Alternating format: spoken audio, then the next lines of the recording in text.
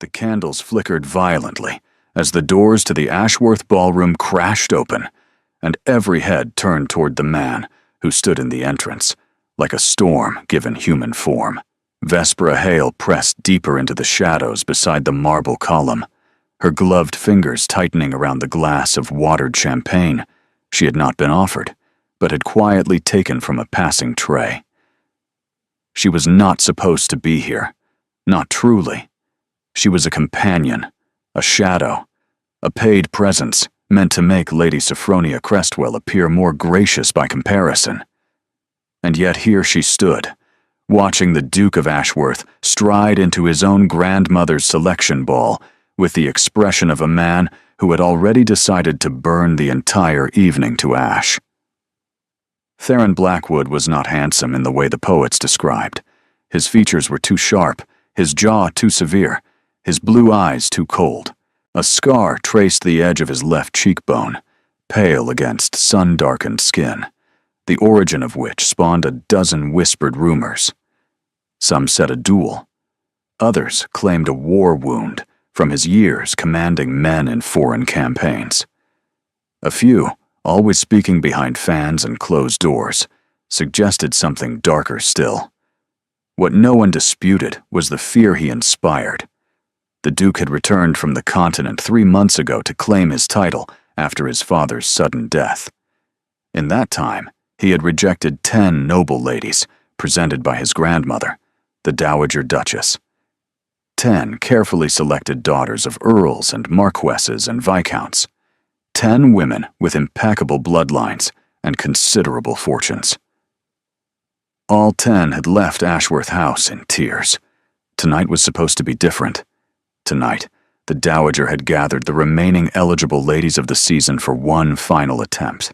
Vespera had counted 14 young women in silk and diamonds, each more beautiful than the last, each watching the Duke with a mixture of terror and desperate hope.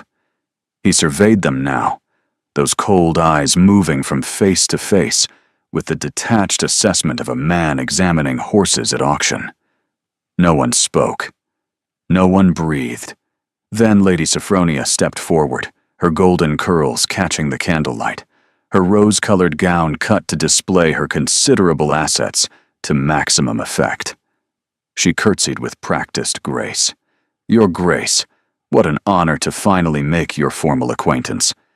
I am Lady Sophronia Crestwell, daughter of the Earl of I know who you are." His voice was low, rough, carrying the weight of gravel and winter. "You wrote my grandmother 14 letters in 7 weeks detailing your qualifications, as if applying for a position as my steward." Sophronia's face flushed crimson. A ripple of whispered shock moved through the assembled ladies. "I meant no offense, Your Grace. I simply wished to express your ambition." He cut her off without raising his voice. "It is noted," and declined. The Duke turned to his grandmother, the Dowager Duchess, who sat enthroned in a chair that might as well have been made of iron and ice. She was ancient, silver-haired, with the same cold blue eyes her grandson had inherited. "This is what you offer me." Theron gestured toward the assembly. "Fortune hunters and title chasers? Women who see the Ashworth name as a prize to be won?" "These are the finest ladies of the season," the Dowager said, her voice thin but sharp as a blade. "Any one of them would make a suitable duchess." "Suitable." The word dripped with contempt. "I have had enough of suitable." "Then what do you want?"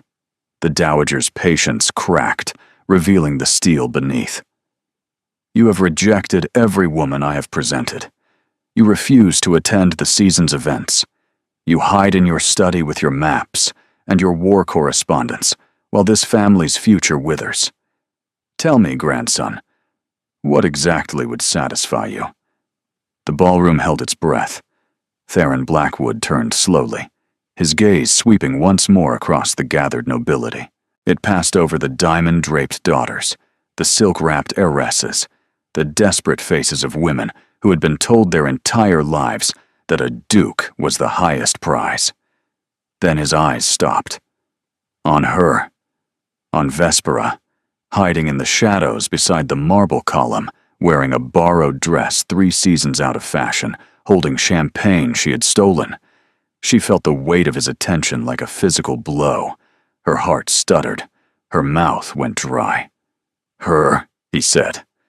The word dropped into the silence like a stone into still water. "Your Grace?" The dowager's voice carried genuine confusion. "I don't understand. Who are you? The one in the shadows."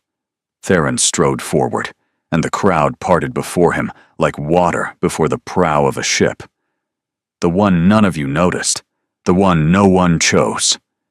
He stopped 3 feet from Vespera, close enough that she could see the silver threading through his dark hair at the temples, could smell cedar and smoke and something metallic that might have been old blood. "Who are you?" he asked. Vespera's voice emerged as barely a whisper. "No one, Your Grace. I am no one." Wrong answer. His lips curved into something that was not quite a smile. "Tonight, you become someone." He turned back to his grandmother, leaving Vespera frozen in place. "You wanted to know what I want. I want the one no one else wanted. The one standing in corners while your precious heiresses parade.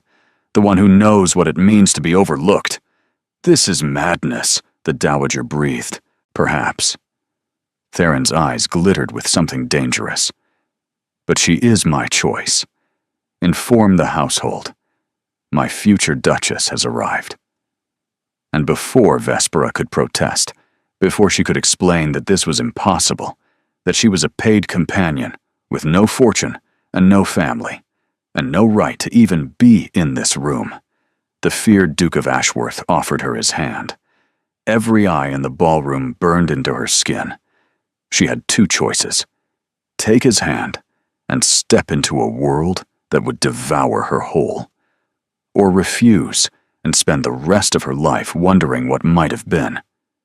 Vespera looked at his outstretched palm, scarred and calloused, the hand of a soldier rather than a lord. Then she looked into his eyes and saw something she did not expect. Desperation. Buried deep beneath the ice, but unmistakably there. He needed her. She did not know why. She did not know for what purpose. But in that moment, Vespera Hale made the most dangerous decision of her life. She took his hand. The Duke's grip was iron wrapped in warmth, inescapable without being cruel. He pulled her forward, out of the shadows, into the blazing light of 100 candles and twice as many horrified stares. "Your Grace."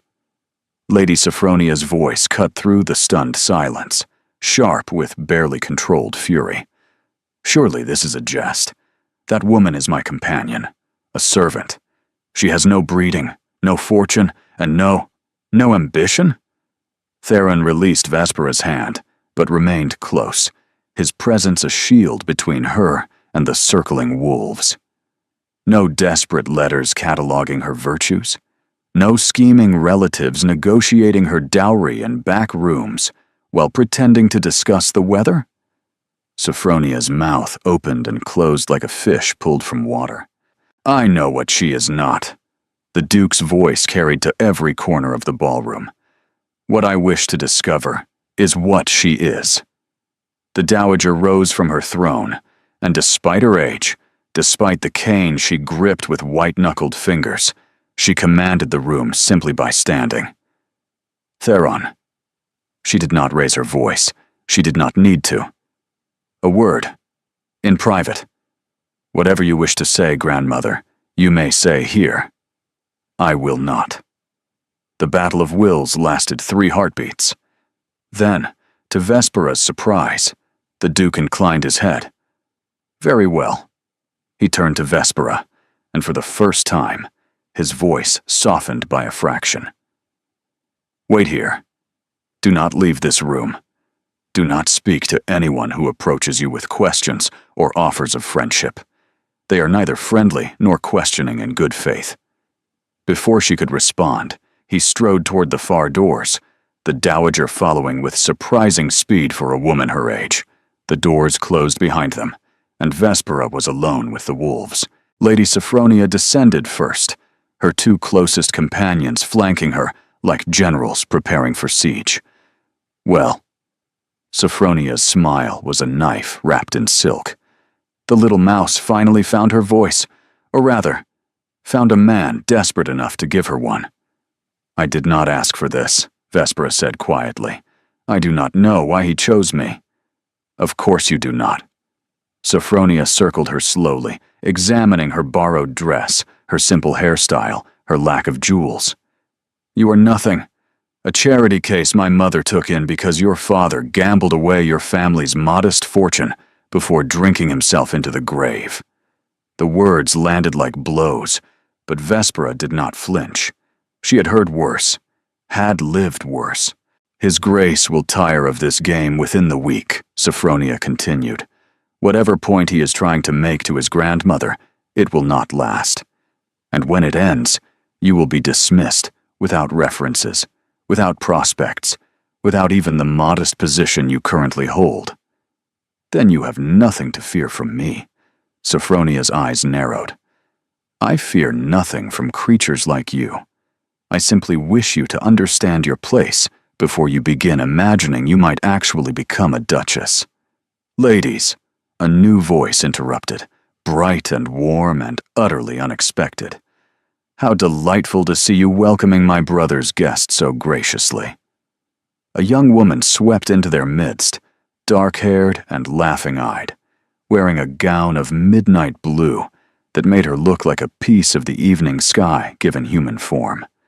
She was perhaps 19, with the same sharp features as the Duke, but softened by youth and an obvious capacity for joy he entirely lacked.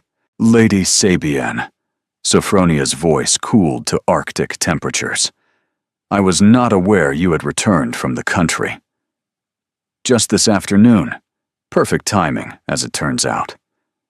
Sabienne linked her arm through Vespera's with startling familiarity.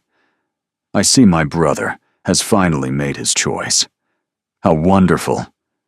We have so much to discuss." Before Sophronia could respond, Sabienne pulled Vespera away, guiding her toward a quiet alcove near the windows overlooking the darkened gardens. "Breathe," Sabienne instructed. "You look like you are about to faint, and while that would be dramatic, it would not help your position." "I do not have a position." Vespera's voice shook despite her efforts to control it. "I do not understand what is happening. I was supposed to be invisible tonight. I was supposed to stand in corners and fetch lemonade, and ensure Lady Sophronia appeared gracious by comparison. Yes, well, my brother has never done anything the expected way." Sabienne's smile was conspiratorial. "Do you know why he rejected those 10 ladies? Because he is cruel? Because he finds pleasure in humiliation? Because they were liars." Sabienne's voice softened. "Every single one of them performed a version of themselves designed to appeal to what they thought a duke would want. Demure when they were ambitious, sweet when they were calculating, agreeable when they had opinions they were trained to swallow. And he saw through them.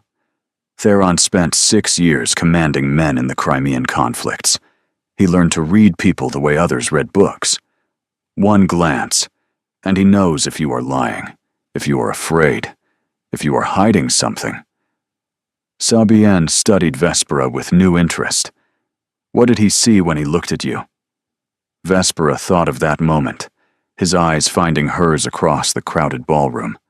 The shock of being seen, the strange, desperate recognition. "I do not know." "Neither do I, and that is what makes this interesting." Sabienne squeezed her arm. "My grandmother will try to destroy this arrangement. Sophronia will scheme. Half the ton will decide you are either a fortune hunter or a madwoman. But if you can survive the next month, if you can prove you are exactly what you appear to be, something real might come of this." "What do I appear to be?" Sabienne considered the question. "Honest. Overlooked. Unbroken despite everything that has tried to break you." she smiled. My brother has been broken for a very long time. Perhaps he recognized a kindred spirit. The doors opened, and the Duke emerged, his expression darker than before. His grandmother did not follow. He crossed the ballroom in long strides, ignoring the whispers that rose like smoke in his wake. "We are leaving," he said when he reached them. "Miss Hale, you will accompany us to Ashworth House tonight." "Tonight?" Vespera's voice pitched higher than she intended. "But my belongings, my position with Lady Sophronia, I cannot simply—" "Your belongings will be sent for. Your position with Lady Sophronia ended the moment I spoke your name. You have no obligations remaining in this room. I have not agreed to anything." The Duke stopped. Something flickered in his cold eyes. Surprise, perhaps. Or interest. "No," he said slowly. "You have not." He studied her with new attention, as if seeing her clearly for the first time. "Then let us discuss terms," he said. "Not here. Not surrounded by people who wish us both ill. Come to Ashworth House. Hear what I am proposing. If you decide the arrangement does not suit you, I will personally ensure you are placed in a position far superior to the one Sophronia offered. And if I refuse to come at all, then you walk out of this ballroom and return to a life where you are invisible, overlooked, and slowly suffocating under the weight of being nothing to no one." The cruelty of it stole her breath, but beneath the harsh words, she heard something else. Truth. He was not lying to her. He was not softening reality to make it palatable. He was showing her exactly what her options were and trusting her to choose. When had anyone ever trusted her with a choice? "One conversation," she said. "I will hear your proposition, but I make no promises beyond that." The Duke's expression did not change, but something in his posture shifted. Relief, perhaps, or satisfaction. "One conversation," he agreed. "The carriage is waiting." He offered his arm with formal precision, and Vespera took it, hyper-aware of the muscle beneath the fine wool of his jacket, the controlled strength he held carefully in check. Behind them, the ballroom erupted into furious whispers. Ahead of them, a future she could not imagine waited in the darkness. The carriage bearing the Ashworth crest was larger than the room Vespera had been sleeping in for the past 3 years. Black lacquered wood with silver fittings, drawn by 4 matched horses the color of midnight. A footman in immaculate livery handed her up as if she were already a duchess, rather than a penniless companion whose entire wardrobe fit in a single trunk. Inside, oil lamps cast warm light across burgundy velvet seats and polished mahogany panels. Sabienne settled across from her, still smiling that knowing smile. The Duke sat beside his sister, his long legs stretched toward Vespera in a way that made the spacious carriage feel suddenly intimate. The door closed. The horses began to move. "Before we discuss terms," Theron said, "I require honesty, complete and absolute. Can you provide that?" "I have nothing to hide, Your Grace. Everyone has something to hide." His voice carried no judgment, simply fact. "But I don't need your secrets. I need to know that when you speak to me, you speak truth. Even when the truth is uncomfortable.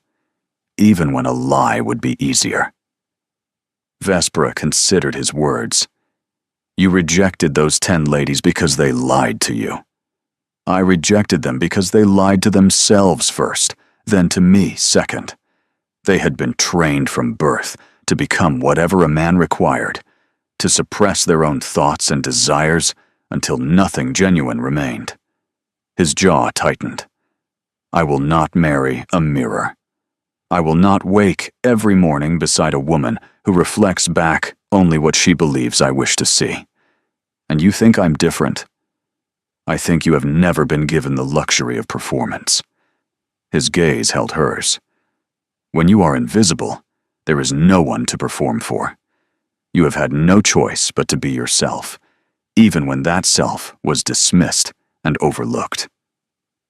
The accuracy of his assessment unsettled her more than anything that had come before.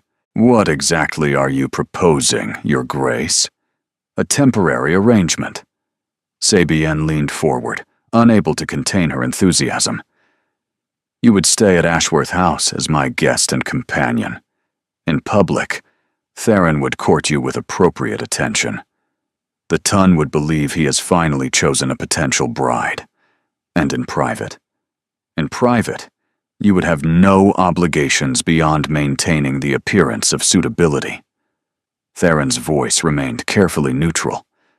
"No expectations of intimacy, no pressure toward actual marriage, simply a performance designed to satisfy my grandmother's demands, while I resolve certain matters that require time and freedom from her interference."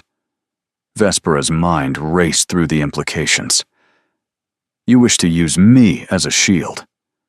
I wish to use this arrangement as breathing room." His honesty was almost brutal. "My grandmother believes I must marry immediately to secure the Ashworth line. She has been relentless since my father's death, parading candidates through this house like cattle at market. I need her to stop.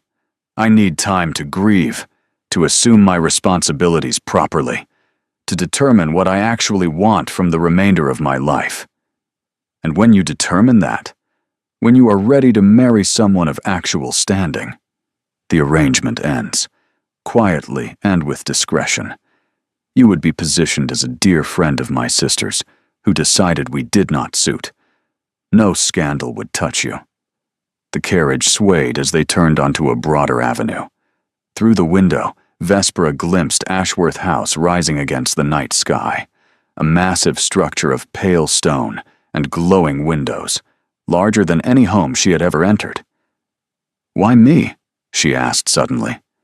"Truly, you could have chosen anyone in that room, someone with at least modest standing, someone whose presence would not invite quite so much scandal.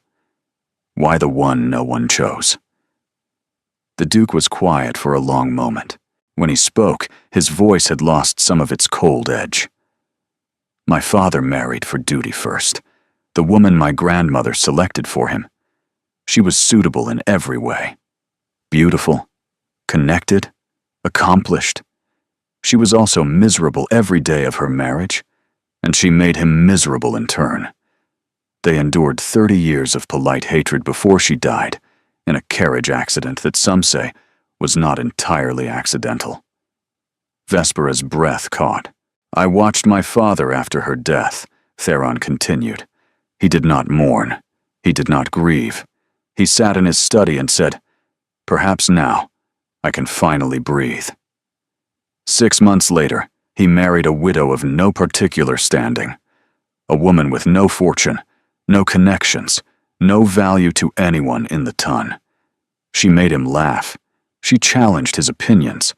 She was real in ways his first wife never allowed herself to be. What happened to her? She died giving birth to Sabienne. The doctors were forced to choose between mother and child."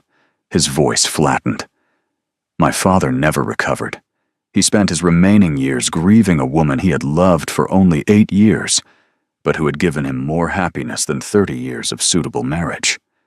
The carriage stopped. They had arrived, but neither Theron nor Vespera moved. "I do not expect love from this arrangement," he said. "I am not capable of it. I am not certain I ever will be. But I refuse to enter a marriage built on performance and ambition. If I must marry, eventually, I will choose someone who is genuine, someone who sees me as I am, not as a title to be acquired. And in the meantime, you need someone to occupy the position so your grandmother ceases her campaign." "Yes." The footman opened the door. Cold night air rushed in. "3 conditions," Vespera said. Theron's eyebrow rose. "You negotiate with me. You said you require honesty. Honest people state their terms clearly." A ghost of something crossed his features. Amusement, perhaps. Or respect. "Name them." "First, my brother must be informed, properly and truthfully. Eamon is reckless. but he loves me, and he will worry himself into foolishness if he believes I have been taken advantage of. Done. I will write to him personally. Second, when this arrangement ends, I want the means to support myself, not charity. A genuine position with genuine prospects. Something that allows me to build a life, rather than simply survive within someone else's. Sabian will see to it. She has more connections than half the peerage combined. And third, Vespera met his eyes directly. The moment you decide to pursue someone genuinely, this ends immediately. I will not be kept as a convenience while you conduct a real courtship in the shadows. I may be poor, Your Grace, but I am not a fool, and I will not be made to look like one. Silence stretched between them. Then Theron extended his hand, just as he had in the ballroom. You have my word.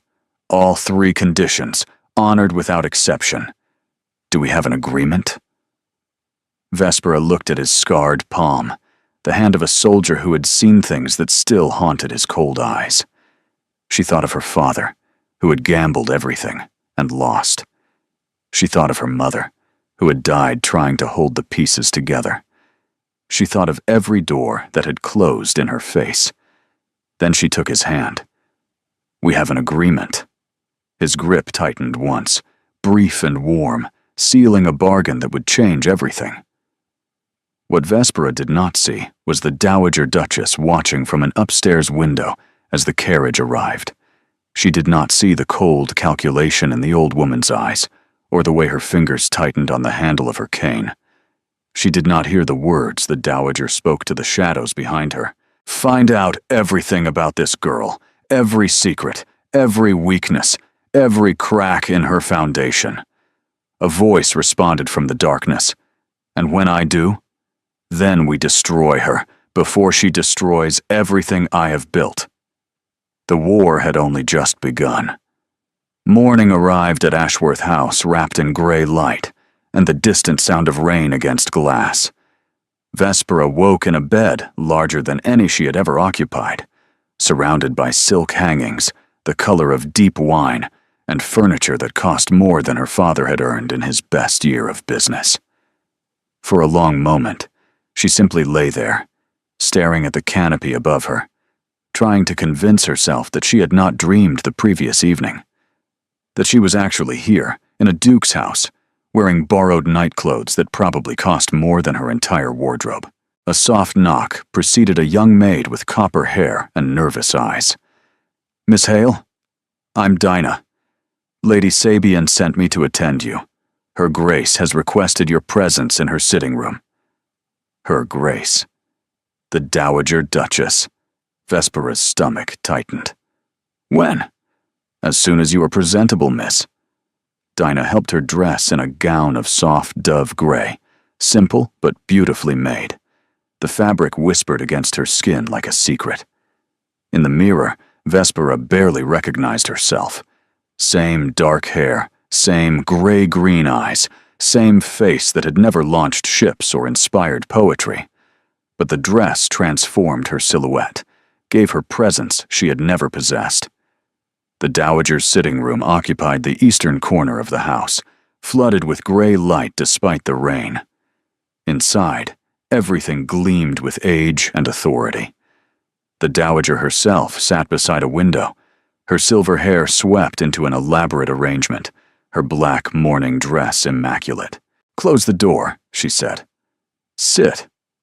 Vespera obeyed, choosing a chair opposite the older woman. My grandson believes you are different from the others, the Dowager said. He believes your invisibility has made you genuine in ways their visibility prevented. He is wrong. You know this after 5 minutes in my company. I know this because I have watched girls like you my entire life. The overlooked daughters, the poor relations, the companions who dream of rising above their station. You are not genuine. You are simply desperate in a different way. The words landed like physical blows, but Vespera did not flinch. You may be right, Your Grace. That surprised the Dowager. Her cup paused halfway to her lips. You admit it. I admit that desperation shapes people, that poverty forces choices the comfortable cannot imagine, that I would not be sitting in this room if I had other options. Vespera met the older woman's gaze directly. But desperation and dishonesty are not the same thing. I have told your grandson exactly what I am. I have made no claims to nobility or fortune or standing I do not possess. And yet you accepted his proposition. Because the alternative was returning to a life where I slowly disappeared entirely. Given the choice between vanishing and taking a risk, I chose the risk. The dowager set down her teacup with a sharp click against saucer. My grandson is not well. Not in body, though the war damaged him in ways the doctors cannot fully address. In spirit, in whatever mechanism allows a person to feel rather than simply function. Vespera remained silent, sensing the shift in conversation. His father's death broke something in him. They were not close, you understand. There was too much distance between them, too many years of silence and disappointment.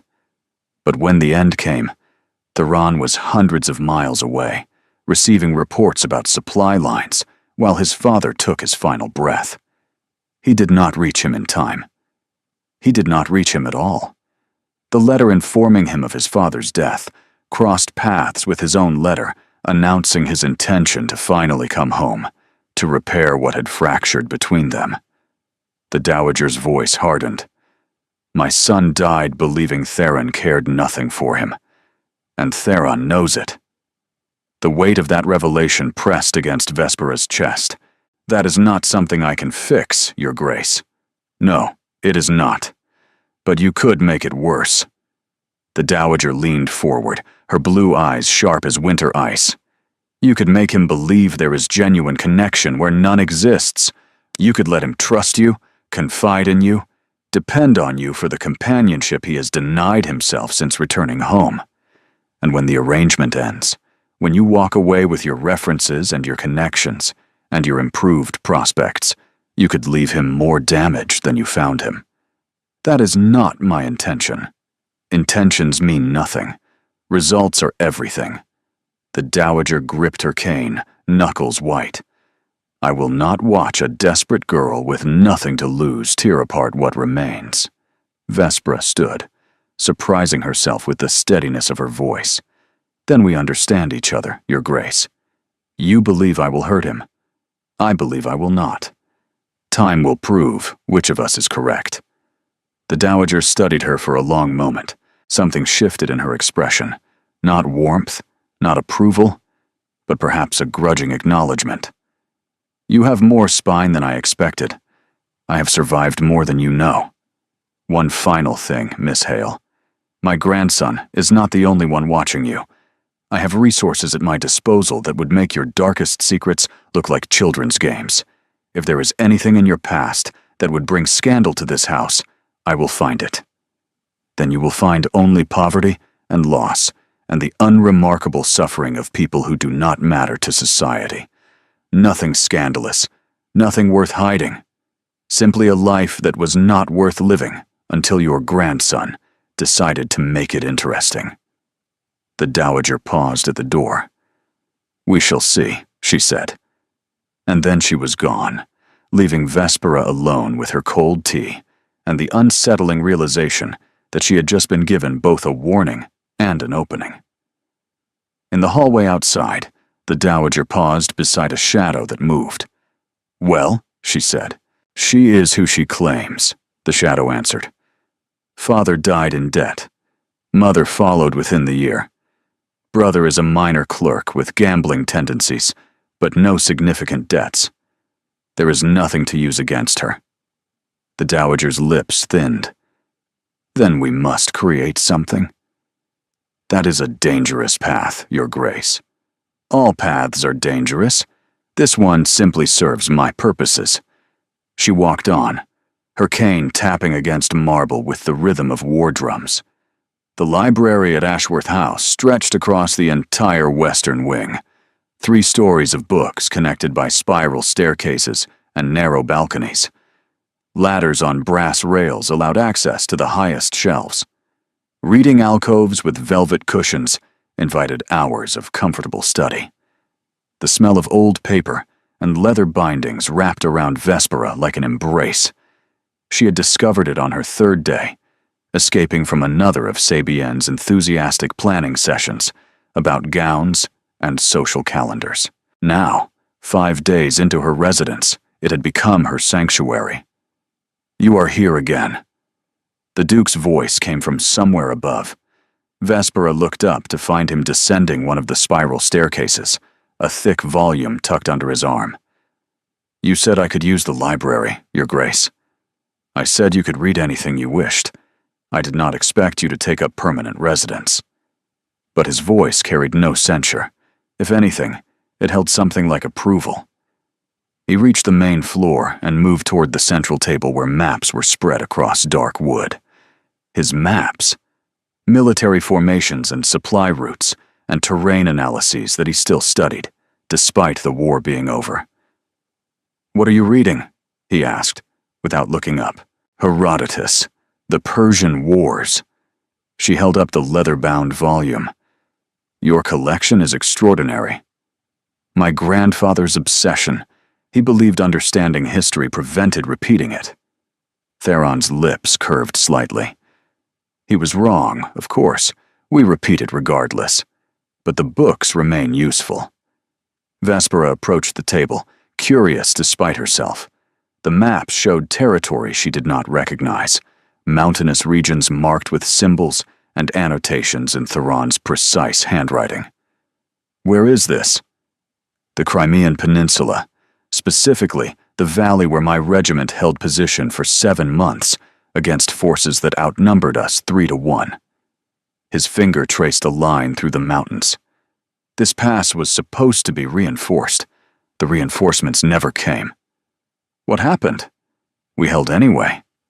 He said it simply, without pride or bitterness. 200 men went in.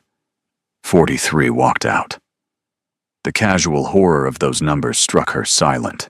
"You were one of the 43. Obviously." "How?" Theron looked at her then, his cold eyes assessing. Most people did not ask. Most people preferred comfortable ignorance, pleasant conversation, topics that did not remind them that the men they danced with had watched friends die screaming. "Because I learned to make impossible choices quickly," he said. "Because I was willing to sacrifice some so others might survive. Because war rewards ruthlessness, and I discovered I possessed it in abundance." "You make yourself sound monstrous." "Perhaps I am." Vespera studied his face, the sharp features. The scar, she now knew, came from shrapnel during a siege, the shadows beneath eyes that probably did not sleep enough. Monsters do not mourn the men they lost. They do not study maps of battles long finished, trying to understand what might have gone differently. Something flickered in his expression. Surprise, perhaps, or recognition. "You see more than most people. I learned to watch. When you are invisible, watching is all you have." She returned to her chair by the window, but did not open her book. "Your grandmother informed me that you blame yourself for your father's death." His jaw tightened. "My grandmother speaks too freely." "She speaks to protect you. Badly, perhaps. But the intention is there." Theron was quiet for a long moment. When he spoke, his voice had lost some of its edge. "I was going to ask his forgiveness for the years of silence, for choosing the army over the title, for being everything he disapproved of." He moved to the window, standing beside her chair, but looking outward at the rain-gray gardens. "Instead, he died, believing I had abandoned him completely." "Did you? Abandon him?" "I told myself I was serving something larger. Queen and country, honor and duty." His laugh was bitter. "I was running from his expectations, from this house, from the future that waited here like a cage. And now the cage has caught you anyway. Now I am the cage.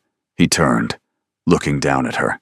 I am the Duke, the title, the responsibilities. Everything I ran from has become everything I am. Vespera closed her book entirely.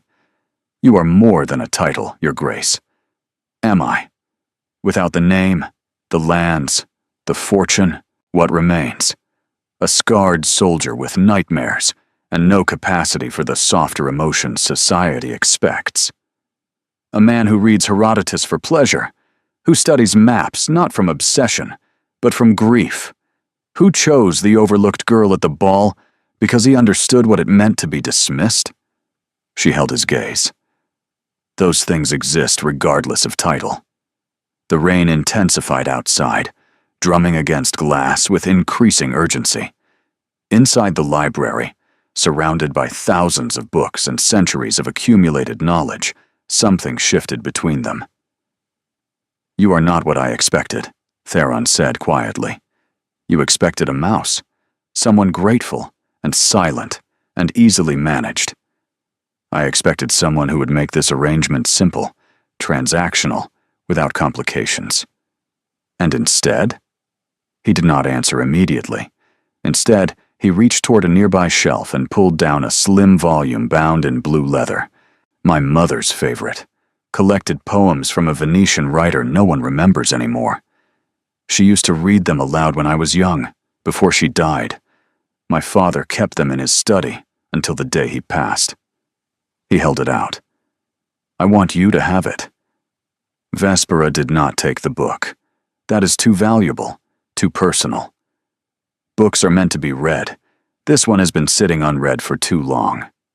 He pressed it into her hands, his fingers brushing hers with a warmth that surprised them both. Consider it a gift for complicated women who make simple arrangements difficult. She looked down at the delicate volume, traced the faded gold lettering on the spine. Thank you, she whispered. Do not thank me yet. His voice had regained some of its edge, but beneath it, she heard something else, something almost like hope.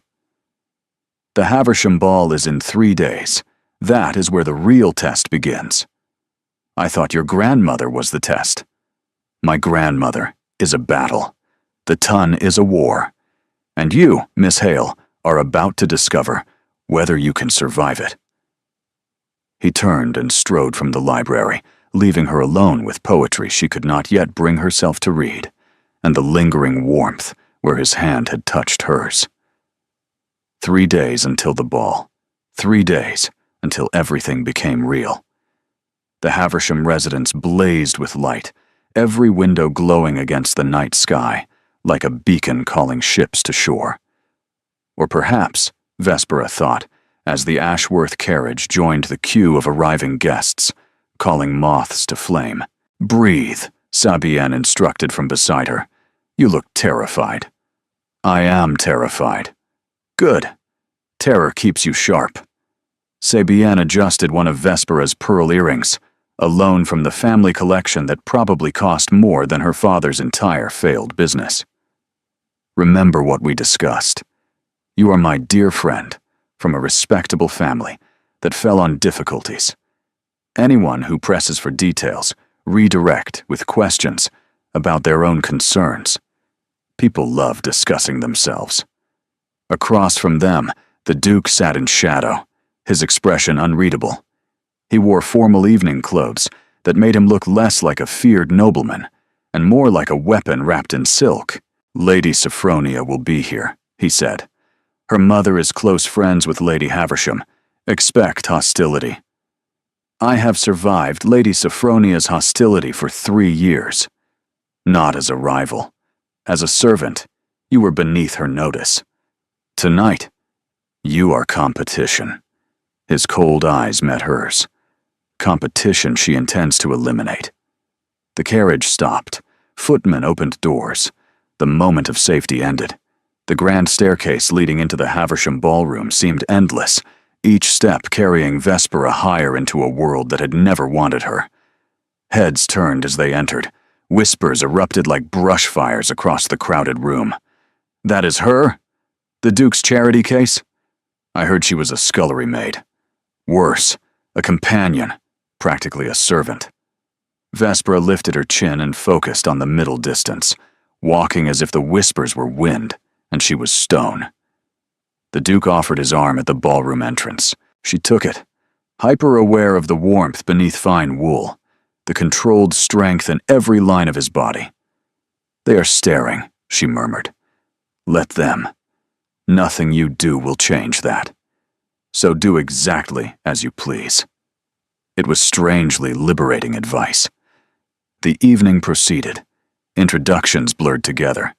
Lady Haversham herself, examining Vespera with calculating eyes. The Earl of Thornwood, who kissed her gloved hand with unnecessary lingering. Sabienne stayed close, smoothing awkward moments with bright chatter. The Dowager held court in a corner, watching everything with eyes that missed nothing. And through it all, the Duke remained at her side. Not obviously, not in ways that would ignite scandal, but always within reach, always aware of where she stood. The first genuine test came an hour into the evening. Lady Sophronia appeared in a cloud of rose perfume and ivory silk, flanked by two companions who had been with her at the selection ball. Miss Hale.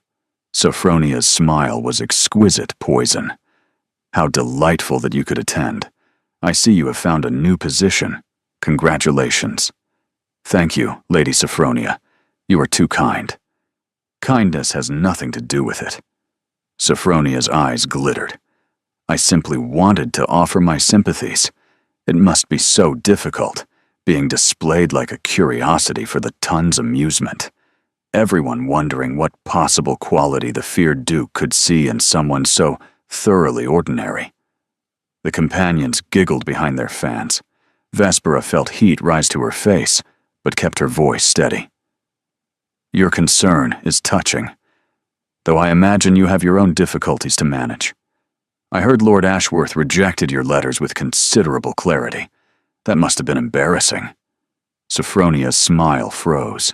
I do not know what you mean. 14 letters, I believe? In 7 weeks. His Grace mentioned them to the entire ballroom. Vespera tilted her head with false sympathy. One might call that devotion. Others might use different words. Fury flashed across Sophronia's perfect features before she controlled it. Enjoy your moment, Miss Hale. These arrangements never last. And when the Duke tires of his little experiment, you will find yourself without position, without references, without anywhere to go. She leaned closer, her voice dropping to a whisper only Vespera could hear. I will personally ensure that every household in London knows exactly what you are. A desperate fortune hunter who spread her legs to escape poverty. The vulgarity of it shocked Vespera into silence. Sophronia smiled at her expression and swept away, companions following like trailing silk. What did she say to you? The Duke's voice came from directly behind her. She had not heard him approach. Nothing of consequence. Liar. His hand touched her elbow, guiding her toward a quieter corner near tall windows overlooking moonlit gardens. Tell me what she said, and I will ensure she regrets it. No. Vespera turned to face him. This is my battle. You said yourself that the ton is a war. I cannot win it if you fight all my engagements. Something flickered in his expression. Respect, perhaps, or frustration at having his protection refused. You are more stubborn than I anticipated. You are more protective than your reputation suggests. The observation hung between them.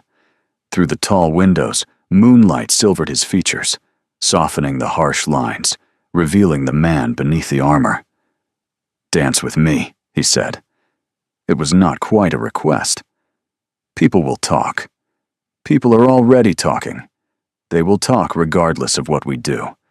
So we might as well give them something worth discussing. He offered his hand, scarred palm upward. Waiting. Vespera thought of Sophronia's venomous words, thought of the watching eyes and wagging tongues, thought of everything she had to lose and everything she had already gained. She took his hand. The orchestra was playing a waltz, sweeping and romantic, the kind of music that made young ladies dream of love and old ladies remember it. Theron led her to the floor with the ease of someone who had danced at 100 balls, though she knew he preferred battlefields. "You are stiff," he observed as they began to move. "I am concentrating." Stop counting steps and worrying about form. Look at me instead." She raised her eyes to his and felt something shift. The ballroom faded. The whispers receded. There was only his hand at her waist, her palm pressed to his, the intensity of his gaze holding her as surely as his arms. "Better," he murmured. They turned across the floor, and Vespera forgot to be afraid, forgot to calculate how society perceived them, forgot everything except the warmth of his hand and the way he looked at her, like she was the only real thing in a room full of phantoms.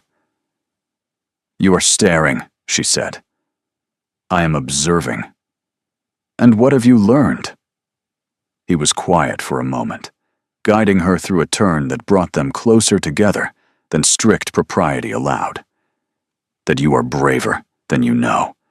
That you have been hiding strength beneath that careful invisibility. That I am not certain this arrangement is going to end the way I planned." Her heart stuttered. "What do you mean?" But the music ended before he could answer. They stopped, still close, still caught in whatever had passed between them. The applause of the watching crowd broke the spell. Theron stepped back, bowing with formal precision. "Thank you for the dance, Miss Hale." "Your Grace," she curtsied, hoping her voice did not betray the chaos inside her. He walked away, leaving her standing alone on the ballroom floor, with the eyes of London burning into her skin. Across the room, she caught Sabienne's delighted smile. Further away, the dowager's expression was calculating, unreadable. And in the corner, Lady Sophronia watched with undisguised hatred that promised this war was far from over. Vespera had survived the first battle, but as she touched the place where his hand had rested at her waist, she realized the greater danger was not society's cruelty. It was her own treacherous heart, beginning to feel things that had no place in a temporary arrangement. That night, in her room at Ashworth House, Vespera opened the blue leather volume of Venetian poetry. The first page bore an inscription in faded ink. "For my son, when he is old enough to understand that love is not weakness, it is the only strength that matters." She read the words 3 times before closing the book and pressing it against her chest. Outside her window, rain began to fall. And somewhere in the house, in a study lit by dying candles, the Duke of Ashworth stared at military maps he no longer saw, trying to understand how a simple arrangement had become so dangerously complicated. 3 weeks had passed since the Haversham ball, 3 weeks of social engagements that blurred together like watercolors in rain.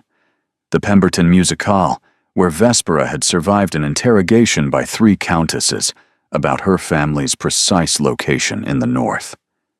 Lady Thornwood's garden party, where she had deflected questions about her education with vague references to private tutors and charitable institutions. The Davenport luncheon, where Lady Sophronia had attempted to corner her alone and been thwarted by Sabienne's timely intervention. An endless parade of teas and luncheons and evening gatherings, where Vespera played her role with increasing confidence, learning to navigate treacherous social waters without drowning. And through it all, something had changed between her and the Duke. It was nothing she could name directly. He remained formal in public, correct and distant, as their arrangement required. But in private moments, in the library, where they now met each evening to discuss the day's events, the walls between them had begun to crumble. He told her about the war, not the heroic version society preferred, but the truth. The screaming horses, the friends who died in his arms, the decisions that haunted him still. She told him about her father's destruction, The night he had come home gray-faced and trembling to announce they had lost everything. The slow dissolution of her family's dignity. The day her mother simply stopped breathing, as if she had decided survival required more strength than she possessed. They traded wounds like secrets. And somehow, in the sharing, the wounds began to heal. Tonight was the Ravencourt Ball, the final major event before the season's end. In 2 weeks, society would scatter to country estates, and Vespera's arrangement with the Duke would conclude. She would receive her references, her connections, her improved prospects. She would leave. The thought should not have hurt as much as it did. "You are quiet this evening." Sabienne appeared beside her in the Ravencourt ballroom, pressing a glass of champagne into her hand. "Usually by now, you have made at least 3 cutting observations about the decor." "The decor is acceptable tonight." "Liar. Those curtains look like something died in them." Sabienne studied her with knowing eyes. "You are thinking about the arrangement ending." Vespera did not deny it. "Have you told him?" Sabienne asked quietly. "Told him what?" "That you have fallen in love with him?"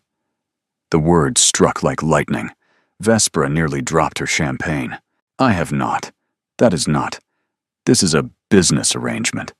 "Vespera," Sabienne's voice was gentle. "I have watched you both for weeks. The way you look at each other when you think no one is observing. The way he smiles, actually smiles, when you are near.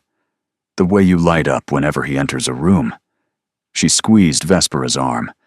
"This stopped being a business arrangement a long time ago."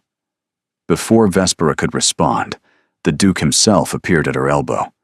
"Miss Hale, I require your presence in the garden." His voice was tense. Something was wrong. She followed him through the French doors onto a moonlit terrace, then down stone steps into a formal garden fragrant with late-blooming roses.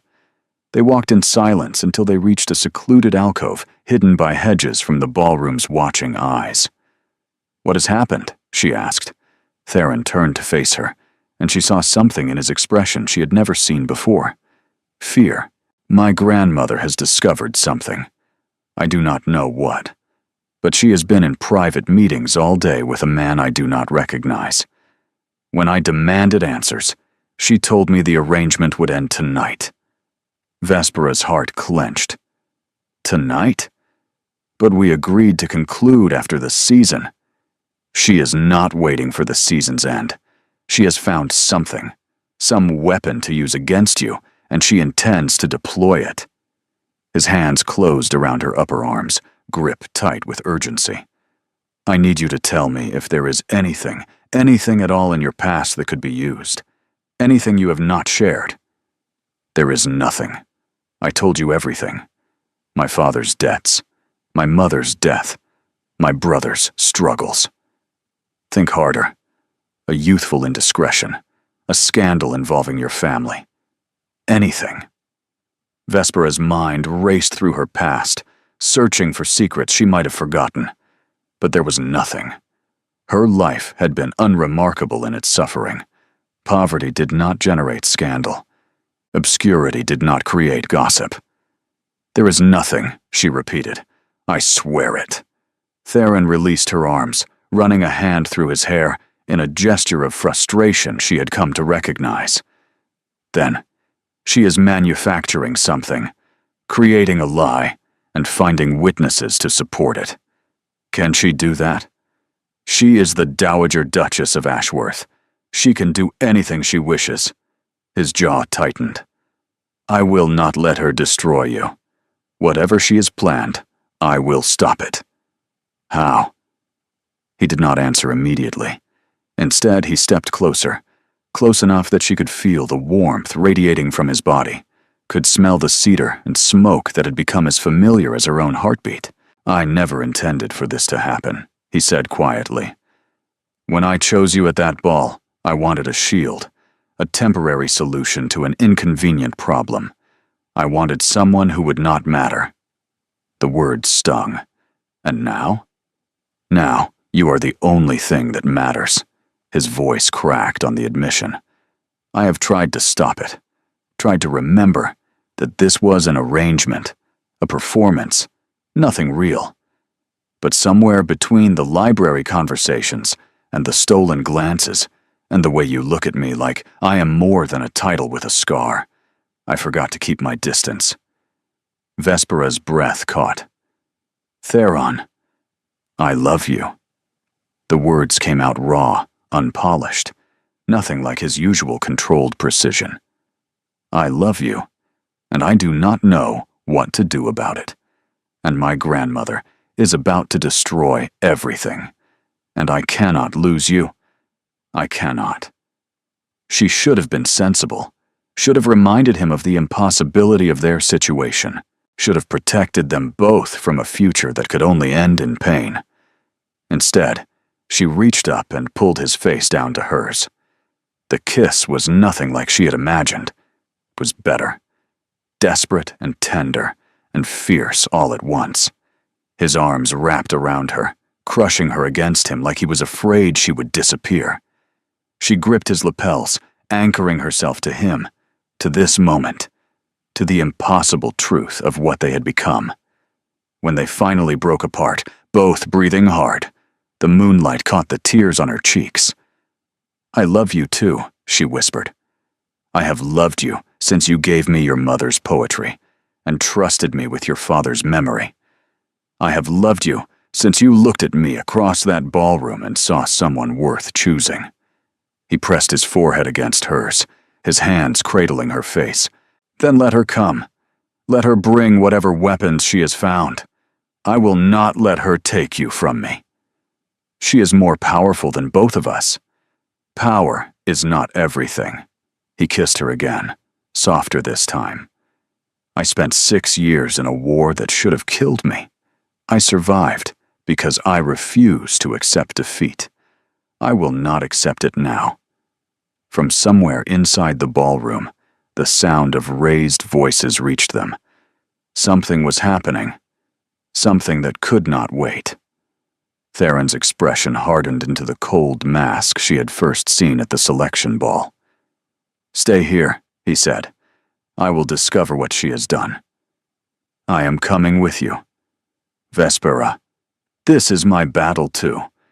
Whatever she has created, I will face it beside you. He studied her for a moment, then nodded slowly. Together, then. They walked back toward the ballroom, hand in hand, not caring who might see.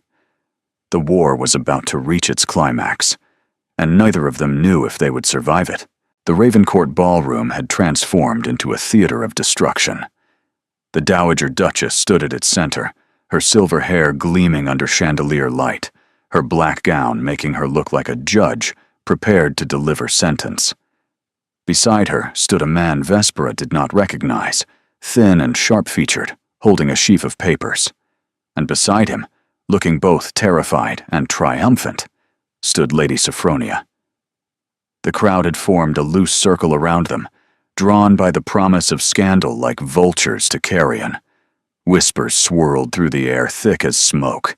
Forged documents, claiming to be respectable. Her mother was no better than a... The Dowager's voice cut through the noise with surgical precision.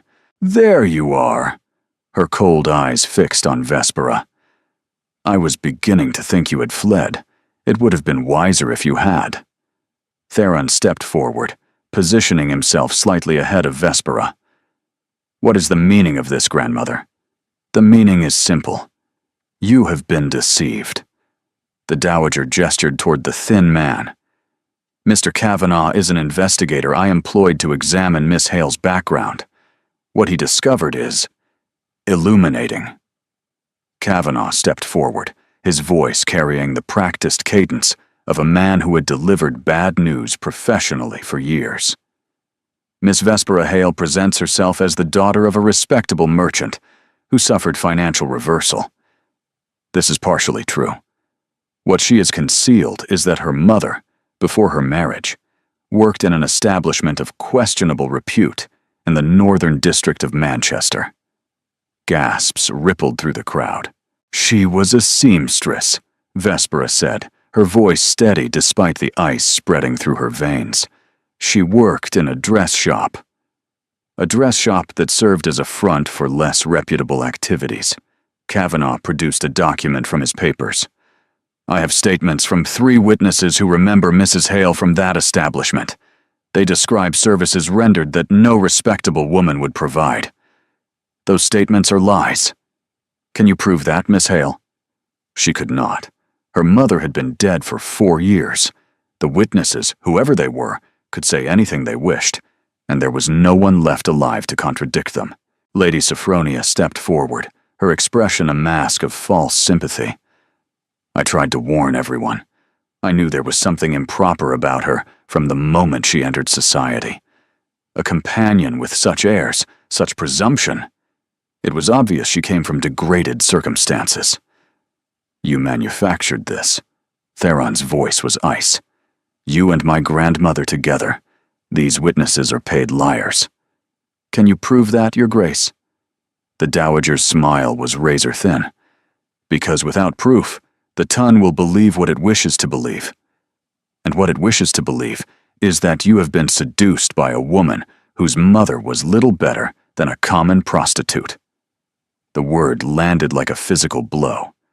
Vespera felt the blood drain from her face. My mother was a good woman, she said, her voice breaking despite her efforts to control it. She worked herself to death trying to hold our family together after my father's failures. She never did anything shameful. Never. Then explain these documents. Kavanaugh thrust papers toward her. Explain the signatures. Explain the detailed accounts of your mother's activities before her marriage. Vespera looked at the papers and saw what she expected. Lies dressed in official language. Fabricated histories. Signatures from witnesses who probably did not exist, or had been paid handsomely to remember things that never happened. I cannot explain lies, she said. I can only tell the truth. The truth. The Dowager laughed, a cold sound like cracking ice. The truth is that you are exactly what I always said you were, a desperate girl from degraded circumstances who saw an opportunity and seized it. You targeted my grandson's vulnerability. You performed sympathy and understanding until he believed you genuine. And now, you have been exposed. Theron turned to face the crowd, his voice carrying across the stunned ballroom. These accusations are fabricated. I do not believe a word of them, and neither should any of you.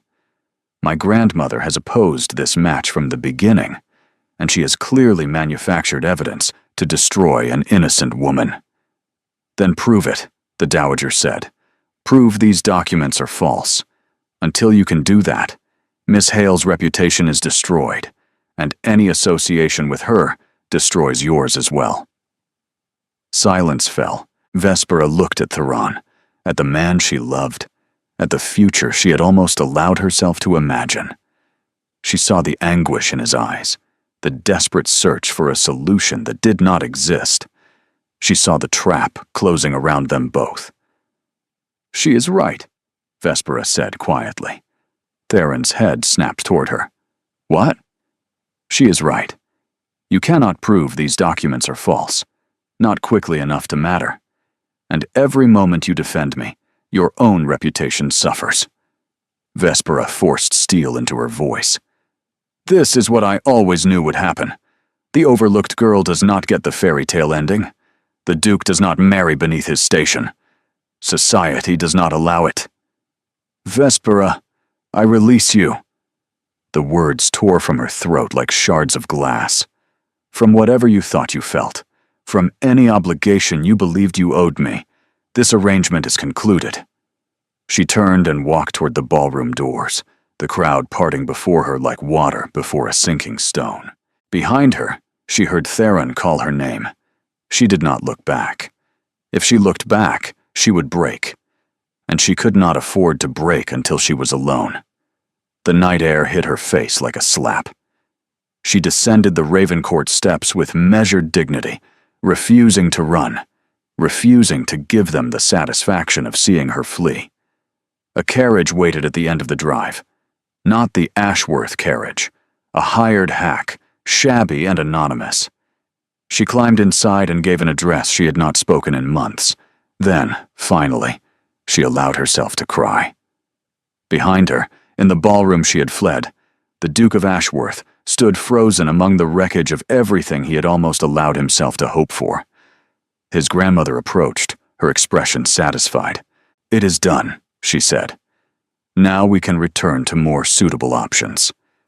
Lady Sophronia remains available, and her family is willing to overlook tonight's unpleasantness."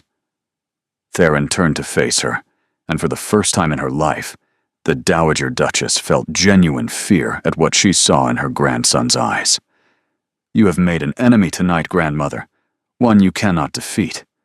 You will forgive me eventually. You always do." "No."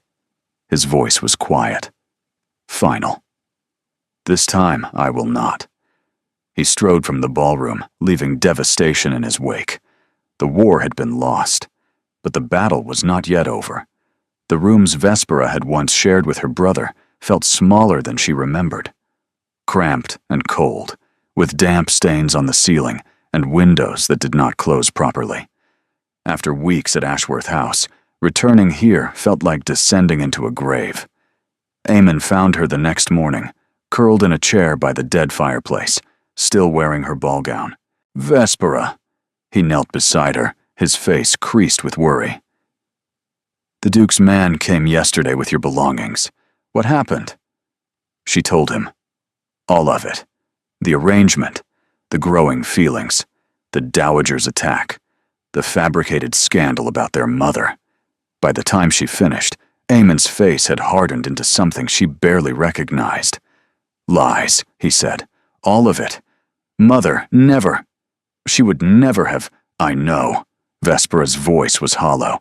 "But I cannot prove it. No one can. The Dowager has won." "Then we fight back. We find these so-called witnesses. We expose them as the liars they are." "With what resources, Eamon? What connections? We have nothing. We are nothing. That was always the problem." They sat in silence as gray morning light crept through dirty windows. Outside, London continued its endless noise, indifferent to the quiet destruction happening in this forgotten room. A knock at the door made them both jump. Eamon rose, crossing to answer it with caution. In neighborhoods like this, unexpected visitors rarely brought good news. But when he opened the door, the visitor was unexpected in an entirely different way. Sabienne Blackwood stood in the grimy hallway, looking magnificently out of place, in a traveling dress of deep blue, her dark hair escaping from beneath a fashionable bonnet. "Finally," she said, pushing past Eamon without invitation. "Do you know how many addresses I had to try before finding the right one? Your brother moves more often than a traveling circus." "Lady Sabienne." Vespera rose, acutely aware of her disheveled state. "What are you doing here?" "Saving you, apparently, since you seem determined not to save yourself." Sabienne surveyed the cramped room with dismay that she did not bother to hide. The water stains on the ceiling, the threadbare carpet, the single window that let in more cold than light. This was where Vespera had lived before Ashworth House. This was where she had been preparing to return. "Get dressed. We have work to do." "I am not returning to Ashworth House. I am not asking you to. Not yet." Sabienne reached into her reticule and produced a folded letter. "This arrived this morning. It is from a Mrs. Pemberton of Manchester, who read about the scandal in this morning's papers and wishes to offer testimony regarding your mother." Vespera's heart lurched. "Testimony?" "Apparently, Mrs. Pemberton was your mother's employer at the dress shop before her marriage. She is elderly now, but possesses clear memories and documentation that directly contradict the lies the Dowager's investigator presented." Sabienne pressed the letter into Vespera's hands. "She is willing to travel to London to speak on your behalf. Why would she do that? Because your mother saved her daughter's life during a cholera outbreak, nursed her through the fever when everyone else had fled. Mrs. Pemberton has been trying to locate your family for years to repay the debt. Sabienne's eyes were fierce. The truth exists, Vespera. It simply needs to be found and presented. Hope flickered in Vespera's chest, painful after the numbness of the previous night. Even if Mrs. Pemberton testifies, the Dowager will claim she is lying. One elderly woman's word against fabricated documents. One elderly woman's word, plus employment records from the dress shop, plus church documentation of your mother's respectable reputation, plus sworn statements from neighbors who knew your family. Sabienne smiled grimly. My brother has spent the past 18 hours mobilizing every resource at his disposal. Investigators, solicitors, clerks dispatched to Manchester on the fastest horses available. By tomorrow, we will have enough evidence to prove the Dowager's witnesses are perjurers. Theron did this. He has not slept. He has not eaten. He has done nothing except work to clear your name. Sabienne took Vespera's hands.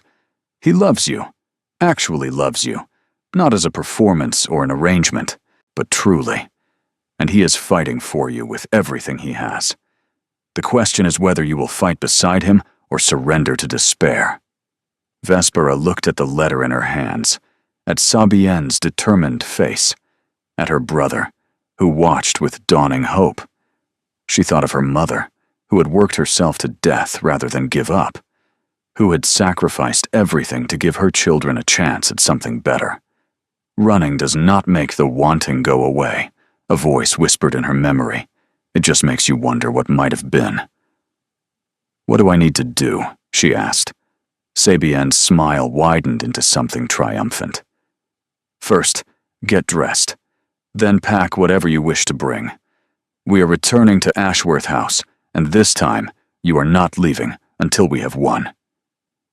Vespera looked at the cramped room, the dead fireplace, the life she had tried to escape back to. Then she moved toward the small trunk that held her meager belongings and began to pack. The war was not over, or was, and she was done running. Ashworth House felt different this time. Not the intimidating monument to wealth and power she had first entered, not the borrowed paradise she had tried to convince herself was temporary, but something else entirely. A battlefield where allies waited, a home she might actually deserve. Theron met her in the entrance hall. He looked terrible. Dark circles under his eyes, jaw shadowed with stubble, clothes rumpled as if he had not changed in days. But when he saw her, his expression transformed. You came back. Sabienne did not give me much choice. I would have come myself, but I could not leave. The evidence? I know. She told me. Vespera stopped a few feet from him, suddenly uncertain. Theron, what your grandmother did, the things she said about my mother, are lies. We can prove it now. Mrs. Pemberton's solicitor sent documentation this morning. Employment records, character references, even a commendation from the local church for your mother's charitable work during the cholera years. He stepped closer. Your mother was exactly what you always said. A good woman destroyed by circumstances beyond her control. The Dowager's witnesses have already retracted their statements when faced with the threat of perjury charges. The relief was so intense, Vespera had to grip the banister for support. It is over? The scandal is over. My grandmother's credibility is damaged, perhaps permanently. Lady Sophronia has been quietly removed from London by her family to avoid further embarrassment. He reached for her hand, his grip desperate. But there is one thing that is not over, that will never be over, unless you wish it so. Theron, I love you. His voice cracked on the words.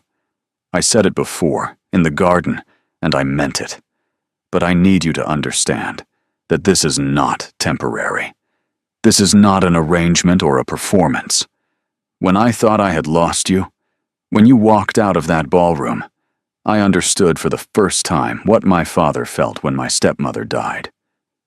What did he feel? That life without her was not life at all, simply existence, gray and meaningless, waiting for death to provide relief. Theron cupped her face in his scarred hands. I do not want to exist, Vespera. I want to live, and I cannot do that without you. Tears streamed down her cheeks, but she did not look away. I am still nobody. Even with my mother's name cleared, I have no fortune, no connections, no standing that society values. Society's values are worthless. I spent 6 years watching men die for values society claimed were important.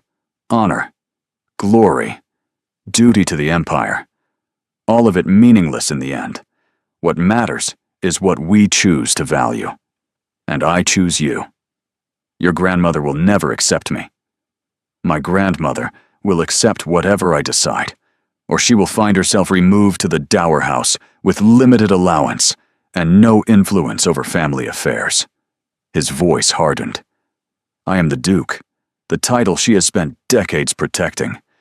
If she wishes to maintain any position in this family, she will learn to accept the woman I love. Vespera searched his face, looking for doubt, for hesitation, for any sign that he was caught up in the emotion of the moment, rather than the reality of forever. She found none. I am afraid, she admitted. This world you live in, the responsibilities you carry, the expectations that will fall on me as your wife. I do not know if I am strong enough. You survived poverty that would have broken most people. You endured 3 years of Sophronia's cruelty without losing your dignity. You walked into a ballroom full of enemies and held your head high while they tried to destroy you. He kissed her forehead, gentle as a prayer. You are the strongest person I have ever known, stronger than any soldier I commanded, stronger than me. He kissed her then, properly, deeply, with all the desperate love of a man who had thought he lost everything and found it again. When they finally broke apart, Vespera was laughing and crying simultaneously. Is that a yes? He asked, and there was vulnerability beneath the hope in his voice. You have not actually asked a question. A technicality. But he knelt anyway, right there in the entrance hall of Ashworth House, still rumpled, still exhausted, still the most beautiful thing she had ever seen. Vespera Hale, the one no one chose, the one I chose above all others, will you marry me? Not for convenience or arrangement or social necessity, but because I love you, and I cannot imagine facing another day without you beside me. She looked down at this feared duke, this scarred soldier, this broken man who had somehow become whole again through loving her. Yes, she said, 1,000 times. Yes. He rose and swept her into his arms, spinning her in a circle, while she laughed with joy she had never imagined feeling. From somewhere on the stairs above, Sabienne's delighted shriek echoed through the house, and in the shadows of the far hallway, the Dowager Duchess watched with an expression no one could read. The confrontation came that evening.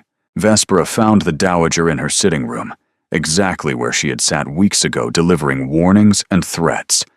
But something had changed in the older woman, a brittleness that had not been there before, a fragility beneath the iron. May I enter, Your Grace? The Dowager did not look up from the window. You have already won. What more could you possibly want? To understand. Vespera entered, closing the door behind her. You could have simply opposed the match, expressed disapproval and let society do the rest. Instead, you manufactured lies about my mother. You tried to destroy not just me, but her memory. Why? Silence stretched between them. When the Dowager finally spoke, her voice had lost its cutting edge. Because I saw what love did to my son. Both times. She turned, and Vespera was shocked to see tears in those cold blue eyes. His first marriage was suitable. Empty, yes. Unhappy, certainly. But safe. Predictable. He knew what to expect from each day. He functioned. That does not sound like living. No. But it does not kill you either. The dowager moved to her chair, lowering herself with the careful movements of age. His second marriage was love. True, passionate, consuming love. And when she died, it destroyed him. He was never the same. Never whole. He spent his remaining years as a ghost, waiting to join her. And you blame love for that destruction. I blame love for making him vulnerable, for opening wounds that never healed. The dowager's gaze found hers. When I saw Theron looking at you, the way his father looked at his second wife, I was terrified. I had already lost my son. I could not bear to lose my grandson the same way. Vespera considered the twisted logic, the misguided protection, the fear that had driven such cruelty. In her own way, the dowager had been trying to save her grandson from the pain she had watched destroy her son. It was wrong. Deeply, irreparably wrong. But it was not incomprehensible. So you tried to destroy me before I could destroy him. I tried to save him, the only way I knew how. By lying, by fabricating scandal, by dishonoring an innocent woman's memory. The dowager closed her eyes. Yes, and I was wrong. The admission hung in the air like smoke. I have spent 60 years believing that duty was the only reliable foundation for family. That love was weakness, disguised as strength. She opened her eyes, meeting Vespera's gaze directly. I watched you walk out of that ballroom, and I thought I had won. And then I watched my grandson look at me like I was something he would scrape from his boot, and I understood. Understood what? That I had not protected him. I had broken him. Again. Tears spilled down the dowager's weathered cheeks. He looked at me the way he looked at his father's grave, like I was already dead to him.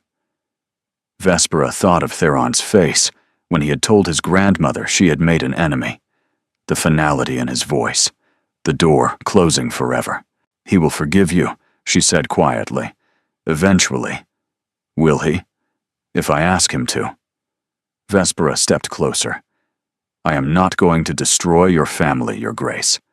I am going to join it. And that means finding a way forward that does not require carrying this hatred forever. The dowager studied her with something like wonder. You should despise me. I tried to ruin your life. I slandered your mother's memory. Yes, and I will not forget that. Vespera's voice hardened. But I understand why you did it. Fear makes people cruel. Grief makes people desperate. You lost your son, and you were terrified of losing your grandson the same way. She paused. I lost my mother to despair, and my father to failure. I know what fear does to people. So, what happens now? Now you apologize, publicly and thoroughly. You acknowledge that your witnesses lied, that the documents were fabricated, and that my mother was a respectable woman, slandered by your desperation to prevent this match. The dowager's jaw tightened. You ask me to humiliate myself. I ask you to do what is right, for the first time in perhaps a very long time. Vespera met her eyes without flinching. My mother's memory deserves that much. And if you wish to have any relationship with your grandson's future children, you will provide it. The mention of children struck something in the dowager's expression. Very well. The words emerged like they were being pulled from her by force. I will make a public statement. I will clear your mother's name. And you will accept me as Theron's wife, not tolerate, accept, with whatever grace you can manage. The dowager was quiet for a long moment.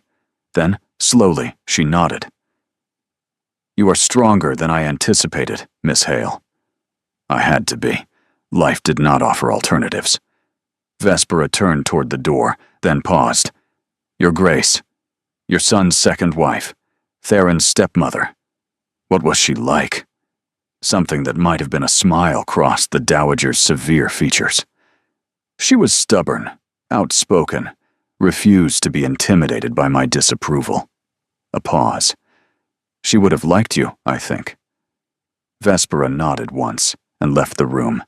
The Thornwood Ball was the final event of the season, and all of London society had gathered to witness what everyone knew was coming. The Duke of Ashworth would publicly claim his bride. Vespera stood at the top of the grand staircase in a gown of deep sapphire silk that made her gray-green eyes luminous. Diamonds borrowed from the Ashworth collection glittered at her throat and ears. Her dark hair was swept into an elaborate arrangement that had taken Dinah 2 hours to perfect. She looked like a duchess. She felt like a terrified girl about to jump from a great height. "Ready?" Sabienne appeared beside her, radiant in silver. "No." "Perfect. Neither was I, my first season. Terror keeps you memorable." Sabienne squeezed her hand. "He's waiting for you at the bottom. Try not to trip on your hem." Vespera descended the stairs, one careful step at a time, acutely aware of every watching eye.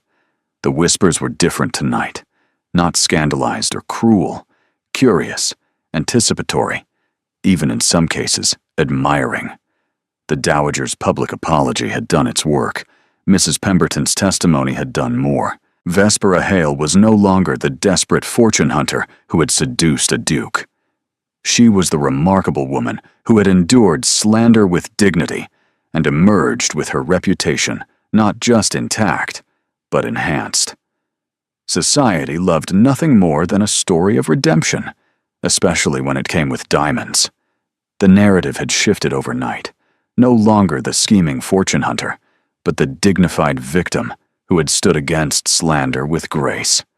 Theron waited at the base of the stairs, devastatingly handsome in formal evening wear, the scar on his cheek catching light in a way that made him look dangerous and beautiful simultaneously. When she reached him, he took her hand and pressed a kiss to her gloved fingers. "You look extraordinary," he murmured. "You look terrified." "I'm about to make an announcement that will shock half the ton and scandalize the other half. Terror seems appropriate." Before she could respond, he turned to face the assembled crowd. The ballroom fell silent. "Lords and ladies," Theron's voice carried across the vast space with the authority of a man accustomed to commanding armies. "You have all heard rumors about Miss Vespera Hale, about her circumstances, about her family, about her relationship with me." Whispers rippled through the crowd like wind through wheat. Most of those rumors were lies, manufactured by those who believed they knew what was best for this family. But the truth is simpler, and I hope, more satisfying to those who appreciate such things. He turned to face Vespera, taking both her hands in his. "I chose Miss Hale not despite her circumstances, but because of them. She has known hardship that would have broken most people. She has maintained dignity in situations that stripped others of theirs. She has proven herself stronger, braver, and more genuine than anyone I have met in all my years among the nobility."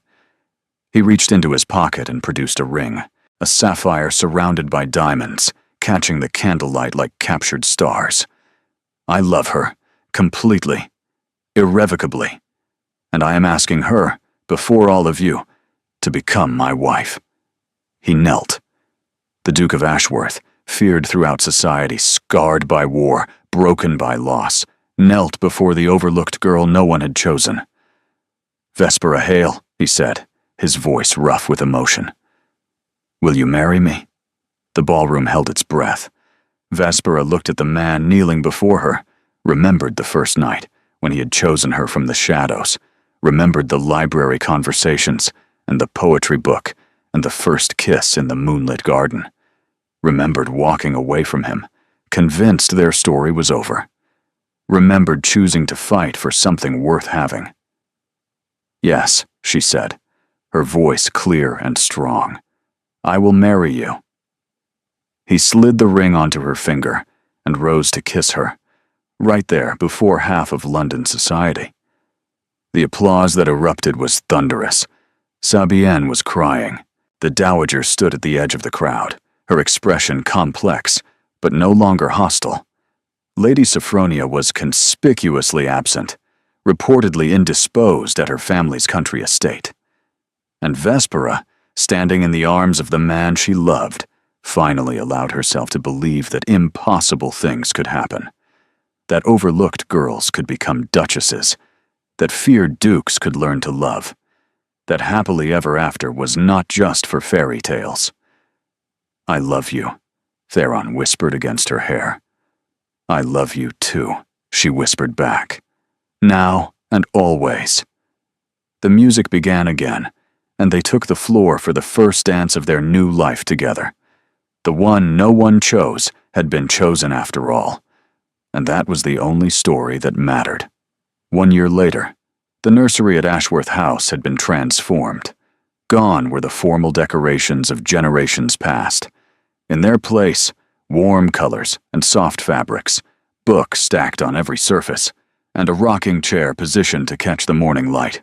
Vespera sat in that chair, a sleeping infant cradled against her chest. Her daughter. Their daughter. A miracle neither of them had dared to hope for so quickly.